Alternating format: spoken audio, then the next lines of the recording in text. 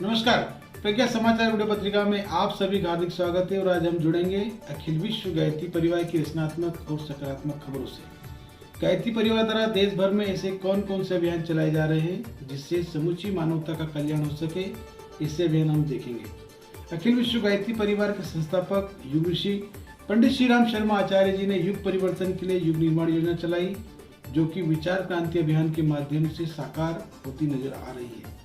पूज्य गुरुवर ने 3 सूत्रों के माध्यम से युग को बदलने का आश्वासन और संकल्प दिलाया है। पहला व्यक्ति निर्माण, दूसरा परिवार निर्माण और तीसरा समाज निर्माण। आइए सबसे पहले हम आज की सुर्खियों पर नजर डालते हैं। सुर्खियों में सबसे पहले हम देखेंगे अखिल विश्व गायत्री परिवार प्रमुख परम श्रद्धेय शैल जी ने नारी जागरण अभियान पर विशेष संबोधन दिया और कहा कि नारी शक्ति का युग परिवर्तन में विशेष भूमिका रहेगी और निसंकोच नव सृजन में नारी शक्ति को आगे बढ़ना चाहिए। साथ ही देखेंगे गायत्री परिवार की आपदा राहत सेवा में विशेष भूमिका, संकट के समय असहाय परिजनों के लिए हनुमान की भूमिका निभा रहा है गायत्री परिवार। साथ ही देखेंगे शांति कुंज हरिद्वार के तत्वावधान में पूरे भारत में साहित्य सदग्रंथ की स्थापना का क्रम पूर्ण उत्साह और जोश के साथ चल रहा है। शांति कुंज स्वर्ण जयंती के उपलक्ष्य में देव संस्कृति विश्वविद्यालय प्रतिकुलपति डॉक्टर चिन्मय पंड्या जी का देश से कई राज्यों में प्रवास, परिजनों से मुलाकात कर उन्हें गायत्री परिवार की गतिविधियों से जुड़कर अपने जीवन के बदलाव पर विशेष महत्वपूर्ण सूत्र दिए जा रहे हैं।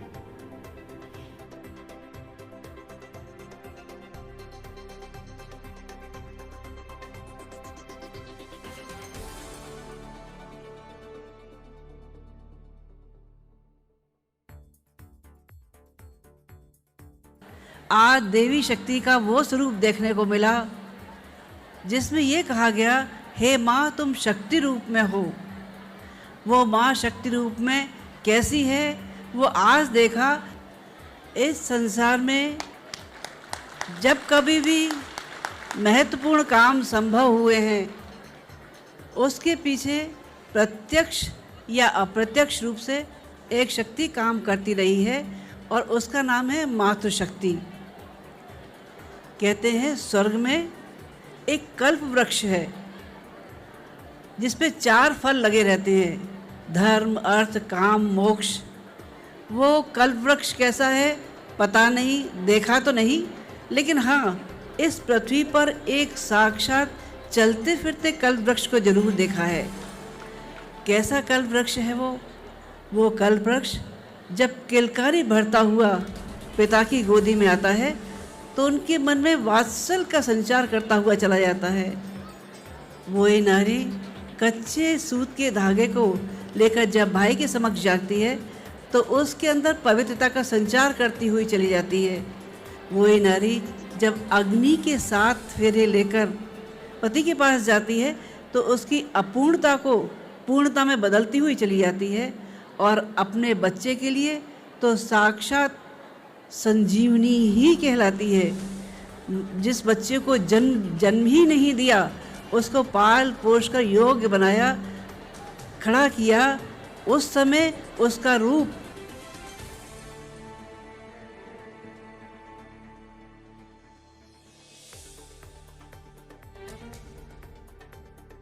बाढ़ पीड़ितों के लिए भोजन प्रसाद सेवा। सारदी नदी तटबंध के समीपवर्ती क्षेत्रों में चला अभियान। लखीमपुरी खीरी उत्तर प्रदेश की हम बात कर रहे हैं, जहां असमय तूफान के कारण आई वर्षा और बाढ़ से उत्तर प्रदेश के कई जिले जलमग्न हो गए। इससे में गायत्री परिवार विभाग प्रकोष्ठ लखीमपुर खीरी ने शारदा नदी तटबंध के समीपवर्ती क्षेत्रों में बाढ़ राहत सेवा संवेदना अभियान चलाया। अभियान के दूसरे दिन दोरहारा ब्लॉक के सरसवा गाँव के सेवा कार्य आरम्भ हुए। गायत्री परिवार विभाग प्रकोष्ठ द्वारा माता भगवती देवी भोजनशाला में भोजन प्रसाद पैकेट तैयार कर जरूरतमंदों के लिए भी वितरित किए गए। जो लोग घरों की छत अथवा सारदी नदी के तटबंध पर रहने के मजबूर थे, ऐसे लोगों तक भोजन प्रसाद के पैकेट पहुंचाकर उनकी टोली को आत्मिक संतोष की अनुभूति हुई।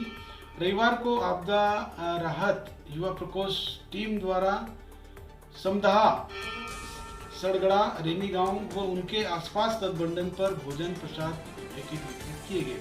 शिरोमणि शुक्ला, अजय वर्मा, यज्ञदेव शर्मा, श्रवण वर्मा, अनूप यादव, सचिन जायसवाल, आर्य, अमल व चैन आदि ने सेवा कार्यक्रम में अपनी अग्रणी भूमिका निभाई।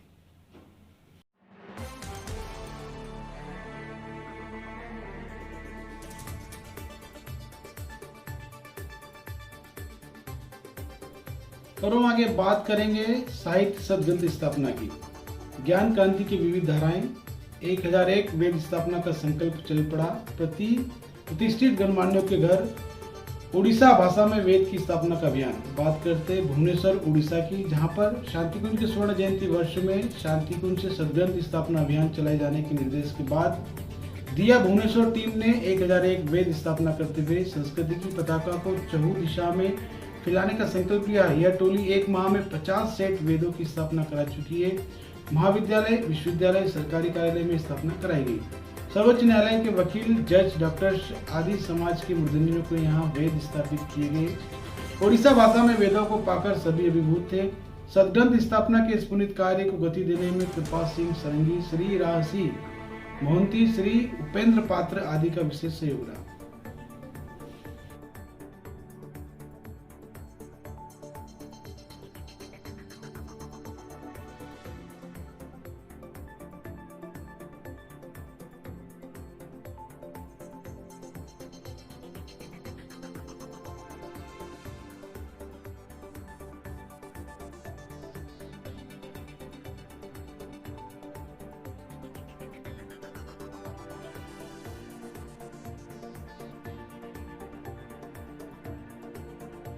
पाँच 5000 सदग्रंथ साहित्य सेट की स्थापना की जाएगी। भावनगर श्री रमाकांत खरे एवं दयानंद शिववंशी की टोली ने 23 से 30 सितंबर तक भावनगर जिले का मंथन किया तथा स्थानों पर कोरोना से दिवंगत हुए परिजनों को घर जाकर सांत्वना दी गई, उनका मनोबल बढ़ाया गया। मोटा चरोड़िया गांव में लगभग 150 लोगों की मृत्यु हुई थी। सबकी आत्म शांति के लिए विशेष प्रार्थना की गई। प्रत्येक स्थान पर कार्यकर्ता गोष्ठियों में प्राय 50 से 100 कार्यकर्ता उपस्थित रहे। भावनगर जिले के परिजनों ने सदग्रंथ स्थापना अभियान के अंतर्गत 5000 सेट ब्रह्म भोजन स्थापित करने का संकल्प लिया। बगदाना के बापा सीताराम मंदिर हाई स्कूल में, उच्चतर माध्यमिक शाला में तथा दिहोर के विवेकानंद विद्या मंदिर में सैकड़ों बच्चों के बीच ये कार्यक्रम सफल हुआ।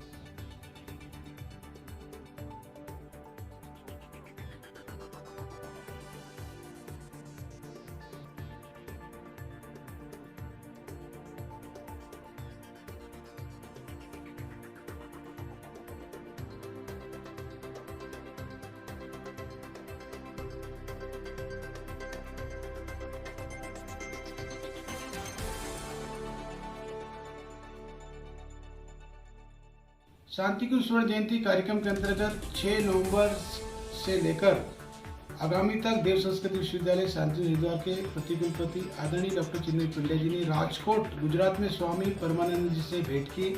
उन्हें परम पूज्य गुरुदेव का साहित्य गंगाजल भेंट किया।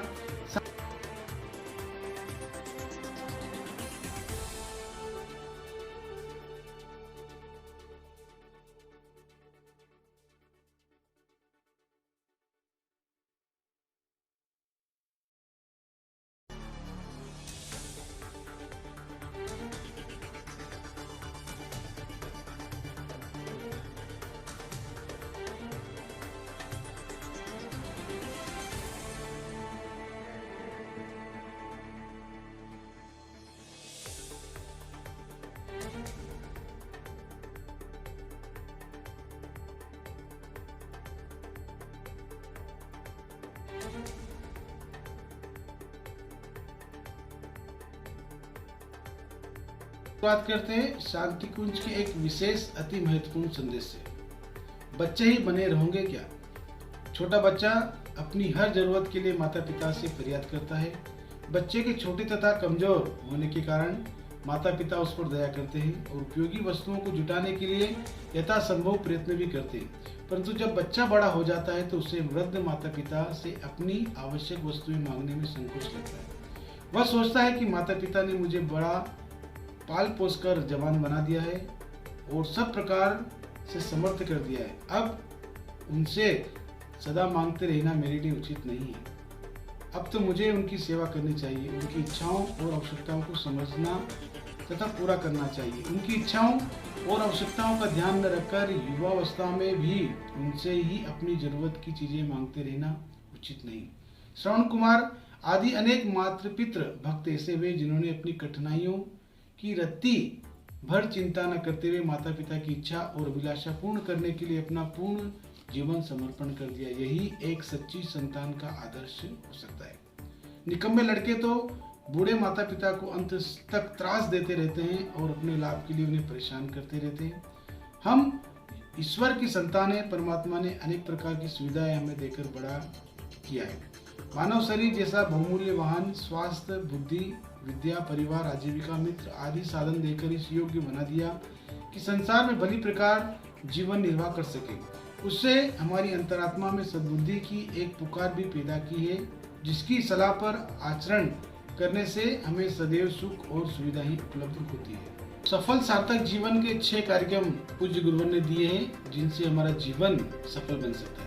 ईश्वर की इच्छा के अनुरूप जीवन यापन करते हुए मानव जीवन को सफल एवं सार्थक करने के लिए मनुष्य को 6 कार्यक्रम अपनाने पड़ते हैं। पहला है अपनी आवश्यकताएं कम से कम करना।